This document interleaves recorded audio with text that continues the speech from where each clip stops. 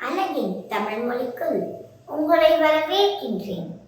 படிக்காத மேதை, பச்சை தமிழன், உலகம் போற்றும் உத்தமர், கர்ம வீரர், கல்விக்கண் திறந்தவர், மக்கள் தலைவர், வாழ்நாள் சாதனையாளர், தொழில் புரட்சியாளர், கிங் மேக்கர் என எதை தலைப்பாக கொடுத்தாலும் இவர் ஒருவரை பற்றியே பேச முடியும்.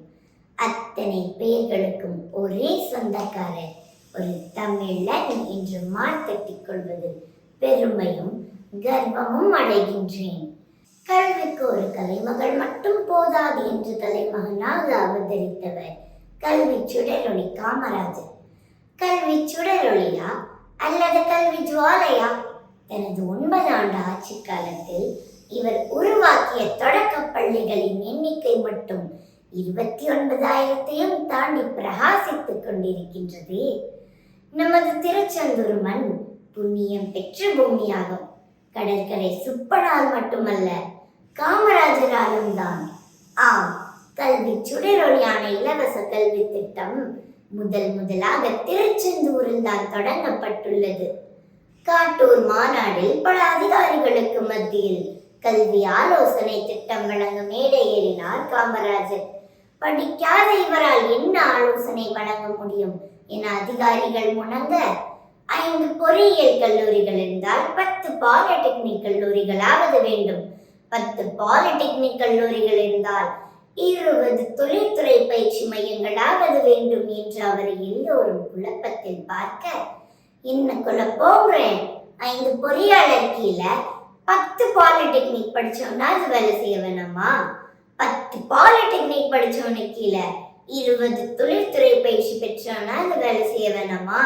பொறியாளரே எல்லா வேலையும் செய்ய முடியுமாங்கிற என்னை தெளிவுபடுத்தினதும் கூட்டத்தில் இருந்த எல்லோரும் வியந்து போயிட்டாங்க.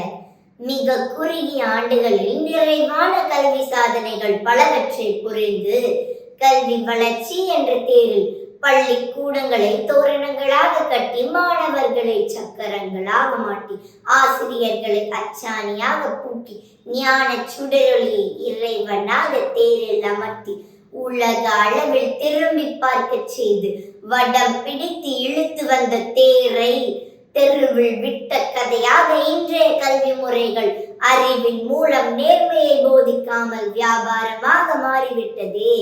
என் சக உதிரர்களே, சக உதிரிகளே, அந்த மனிதர் உருவாக்கிய கல்வி தேரை அவர் உருவாக்கிய நோக்கத்தோடு கண்ணியமாகவும் கவனமாகவும் கோவிலில் கொண்டு சென்று சேர்க்க வேண்டிய பொறுப்பு நம்முடையது.